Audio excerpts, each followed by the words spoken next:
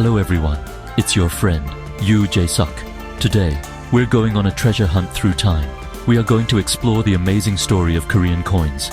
But wait, before we talk about shiny metal coins, let's imagine a time when there was no money at all. How did people buy things? They used something called barter. Barter is a simple idea. It means you trade what you have for what you need. It was a very direct way of doing business, and it worked for a very long time in ancient Korea. People had to agree on what was a fair trade, which wasn't always easy. So what did people trade? Well, think about what was important back then. Rice was super important. It was the main food for almost everyone. So a big bag of rice could be traded for many things. You could trade it for tools, clothes, or maybe even a strong ox to help on your farm. Salt was another valuable item. People needed salt to preserve food and make it taste better. It was like a special kind of treasure. So, you might trade a small bag of salt for some fresh fish from a fisherman. It was a system built on needs and agreements. Other goods were also used for trading. Beautiful pieces of silk fabric were very valuable. People would trade them for fancy items or large quantities of food.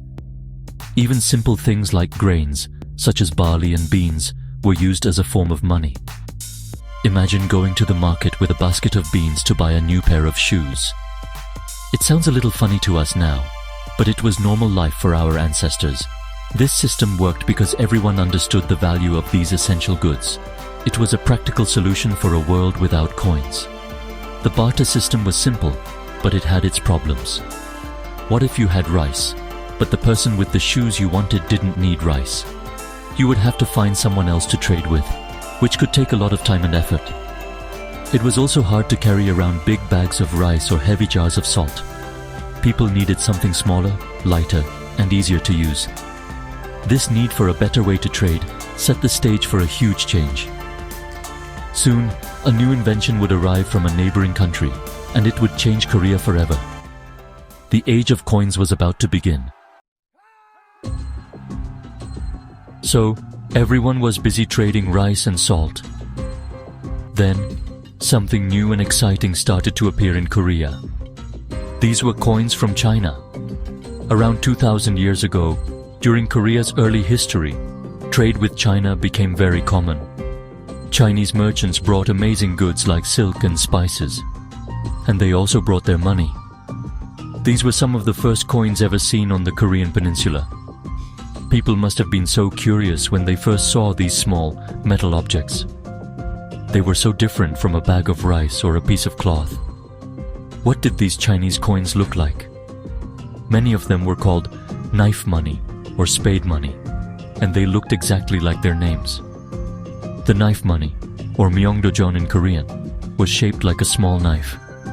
It had a blade-like shape and a ring at the end to string it together.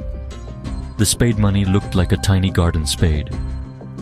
These shapes came from the tools that were once used for barter.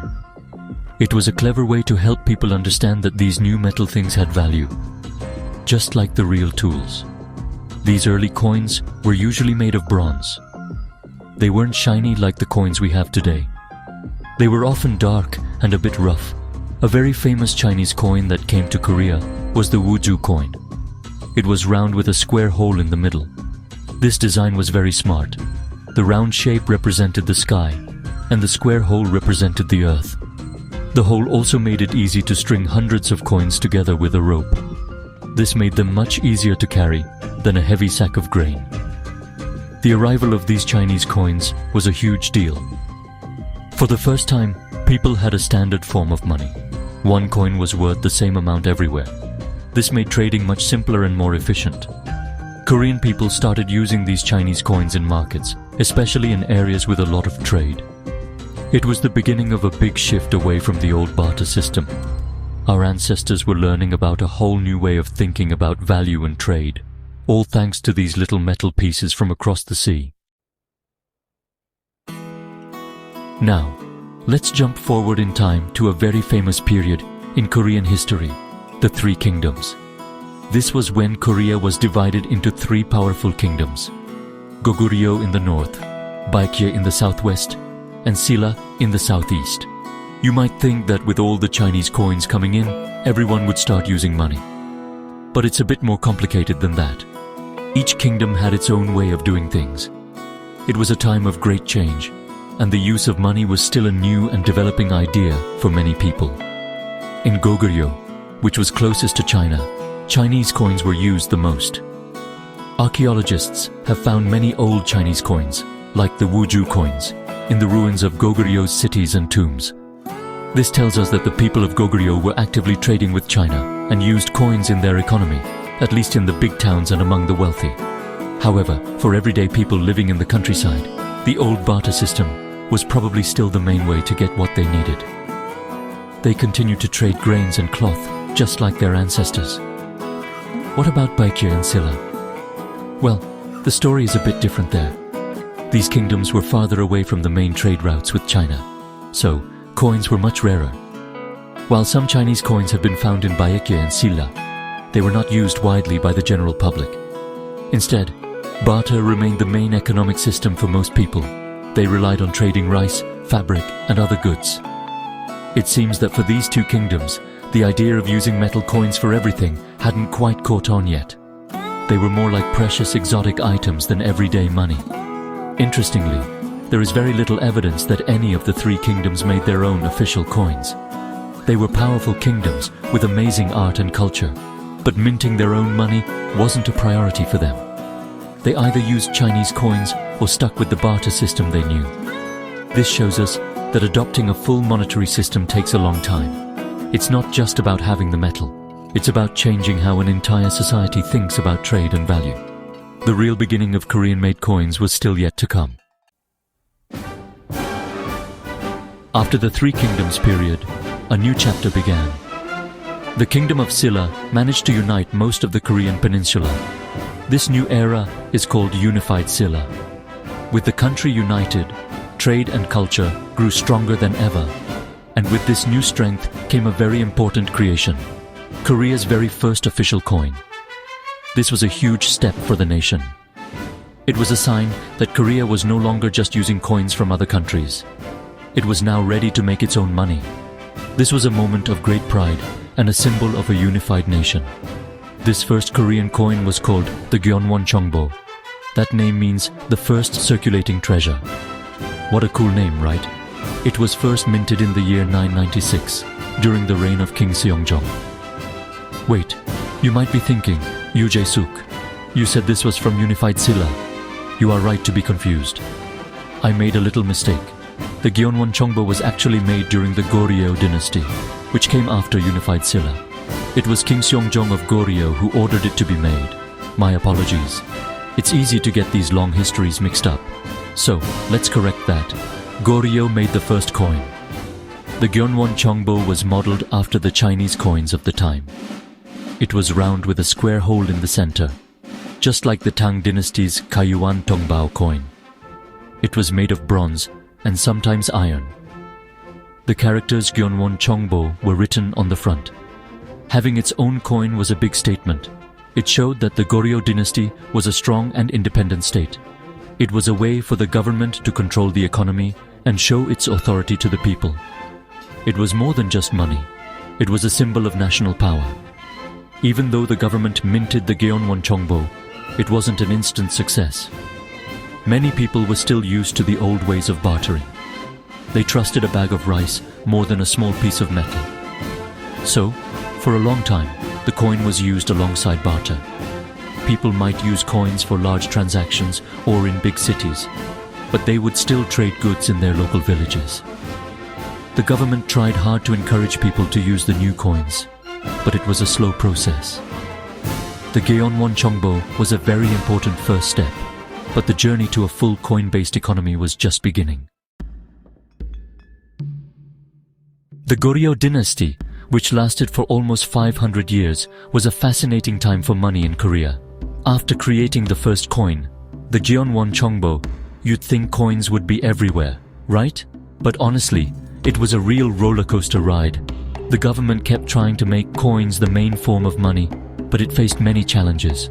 One big problem was that people just preferred using other things. They were very comfortable using bolts of linen or hemp cloth, called sampe, as a form of currency. It was familiar, and they trusted its value more than metal coins. The Goryeo kings didn't give up though. They introduced several other types of coins. There were the Dongguk Tongbo, or Eastern Country Circulating Treasure, and the Haidong Tongbo, meaning East of the Sea Circulating Treasure. These names were filled with pride for their country. The government even tried making coins from different materials, like bronze and iron. They hoped that by making more coins available, people would finally start using them. But you know, the habit of barter was very hard to break. The kingdom was rich in agriculture, so trading grain and cloth just made sense to most people. A very interesting type of coin from the Goryeo period was not for spending at all. It was a special bottle-shaped vase called the unbyong or walgu. These were made of silver and shaped like the Korean peninsula. They weighed about 1 gyun, which is around 600 grams, and were worth a huge amount of money. You wouldn't use an unbyong to buy vegetables at the market. They were used by the royal family and high-ranking nobles for very large payments or as a way to store their wealth. They were stamped with official marks to prove they were real. So, the Goryeo dynasty was a time of monetary experiments.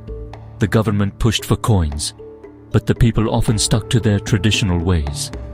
The use of coins, cloth, grain, and even special silver vases all existed at the same time. This mix really shows us how difficult it is to change a society's economic habits. While the dream of a fully coin-based economy wasn't realized in Goryeo, they laid very important groundwork. They established the idea of a national currency, which the next dynasty, Joseon, would build upon and finally make a success. Welcome to the Joseon dynasty. This dynasty ruled Korea for over 500 years, and it's where the coin revolution really happened. At the beginning of the dynasty, things were still a bit messy. People were using a mix of paper money, cloth, and some old Goryeo coins. But the Joseon kings were determined to create a stable and unified currency for the entire nation. Their efforts would eventually lead to the creation of the most successful and famous coin in Korean history. This coin would be used for over 250 years. That legendary coin was the Sangpyeong Tongbo. Its name means always even circulating treasure, which was a promise of its stable and fair value. First minted in 1678, this coin became the standard currency of the Joseon dynasty. It was made of bronze, was round with a square hole, and had the characters Sangpyeong Tongbo on the front. On the back, there were characters that showed which government office had minted the coin. This helped to control quality and prevent counterfeiting. Finally, Korea had a coin that everyone recognized and trusted. The Sangpyeong Tongbo was a massive success. It was used everywhere, from the bustling markets of the capital city, Hanyang, modern-day Seoul, to the smallest villages in the countryside. For the first time, a farmer in the south and a merchant in the north could use the exact same money. This made trade much easier and helped the economy grow. The government set up mints all over the country to produce enough coins for everyone. The sound of these clinking bronze coins became the sound of commerce and daily life in Joseon Korea. Later in the Joseon dynasty, there was another big change. As Korea began to open up to the world and modernize, the way coins were made also changed. In the 1880s, the government introduced modern, machine-powered minting technology. This meant coins could be made much faster and with more precision. These new coins looked different. They were struck by machines, so their designs were sharper and more uniform. This was the beginning of the end for the old cast coins, like the Sangpyeong Tongbo, and the start of a new era of modern Korean money. As the Joseon dynasty came to an end in 1897, a new chapter began.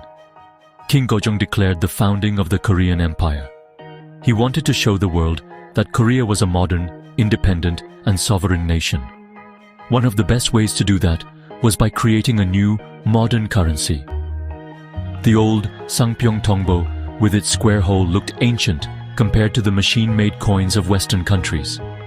So, the government set out to create a whole new set of coins that would reflect the empire's new status and ambitions. The new coins of the Korean Empire were a big departure from the past. For the first time, Korean coins did not have a square hole in the middle. They were solid, round discs, just like the coins used in Europe and America. This was a very deliberate choice to look more modern and international. The coins were made using new steam-powered presses, which gave them a sharp, detailed, and professional look. The materials also changed. Instead of just bronze, the empire minted coins in copper, nickel, silver, and even gold. One of the most interesting features of these new coins was their design. They were often bilingual. The name of the country was written in Hanja, or Chinese characters, as Daehan, meaning Great Han, and also in English as Great Korea. The value of the coin was also written in both Korean script and Western numerals. For example, a coin might say Il won and also Won won. This was done to make trade with foreign countries easier. The designs often featured beautiful symbols of the empire, like a plum blossom crest, a pair of dragons, or an eagle. The main currency unit was changed from the old mun to the yang, and later to the won. The government issued a range of denominations, from small copper coins to large, heavy silver won coins. There were even a few very rare gold coins minted. These coins were a powerful symbol of Emperor Gojong's efforts to modernize his country and protect its independence. They represented a proud nation stepping onto the world stage. Sadly, this era of independence was short-lived, as powerful outside forces would soon change the course of Korean history once again. The hopeful era of the Korean Empire came to a tragic end. In 1910, Japan formally annexed Korea, beginning a 35-year period of colonial rule. This had a huge impact on every part of Korean life, including its money. The beautiful coins of the Korean Empire, with their proud dragons and plum blossoms, were quickly taken out of circulation. The Japanese colonial government wanted to erase the symbols of Korean independence. They closed the Korean mint and took control of the entire banking and currency system. In place of the Korean won, the Japanese introduced their own currency, the Korean yen. At first, the coins were issued by the Bank of Chosun, which was the Japanese name for Korea. The designs were changed completely. The Korean symbols of sovereignty were gone. Instead, the coins featured designs chosen by the Japanese authorities, such as the Polonia flower, which was a symbol of the Japanese government. The name of the country, Daehan, was replaced with Chosun. These changes were a constant metallic reminder of the loss of Korean independence. As the occupation continued, the coins changed even more. During World War II, Japan needed metal for its war effort. So, the materials used to make coins became cheaper and cheaper. Bronze and nickel were replaced with less valuable metals, like aluminum. The coins became lighter and felt less substantial. This decline in quality mirrored the hardships that the Korean people were facing during this dark period. The money in their pockets was a reflection of a nation's resources being drained away for a foreign war. The end of Japanese rule in 1945 did not immediately solve the currency problems. The Korean peninsula was in chaos. The economy was shattered and there was massive inflation. For a brief time after liberation, people continued to use the old Japanese issued coins because there was nothing else. It would take time for a newly independent Korea to rebuild its economy and create its own currency once again. The story of coins during the occupation is a sad one, but it is an important part of understanding the resilience of the Korean spirit. After the liberation from Japan in 1945, Korea faced another tragedy. The country was divided into two. This led to the Korean War and the permanent establishment of two separate states: the Republic of Korea, or South Korea, and the Democratic People's Republic of Korea, or North Korea. From that point on, the story of Korean money splits into two different paths. Both North and South Korea created their own new currencies, with their own unique coins and designs that reflect their very different societies and values. In South Korea, the currency is the South Korean won. The first coins were issued in the 1960s. Today, you will find four main coins in circulation: the 10, 50, 100 and 500 1 coins. The 1 and 5 1 coins are no longer used but are still legal tender. The 10 1 coin features the double tap pagoda, a famous stone pagoda from a Silla-era temple. The 51 coin shows a stalk of rice, symbolizing the nation's agricultural roots. The 101 coin features a portrait of the famous Joseon admiral Yi Sun-sin. And the 501 coin, the largest, features a red-crowned crane, a symbol of longevity and peace. In North Korea, the currency is the North Korean won. Their coins are much harder for outsiders to see, but they also have a range of denominations. The designs on North Korean coins are very different from those in the South. They often feature national monuments, symbols of the state's ideology, or flowers like the magnolia, which is the national flower. For example, some coins might show the Cholima statue, a mythical winged horse that symbolizes rapid progress, or the Juche Tower in Pyongyang. The coins are a tool to promote national pride and the government's political message. Beyond the coins used every day, South Korea also issues special commemorative coins. These are made for collectors and to celebrate important events, like the Olympics, or to honor Korean culture. The Korean Tiger Bullion series, for example, features stunning designs of the Siberian tiger and is made of pure silver or gold. These special coins are a way for South Korea to share its artistry and heritage with the world. The story of Korean coins, from ancient barter goods to the two distinct currencies of today, is a powerful reflection of the nation's long, complex and fascinating history.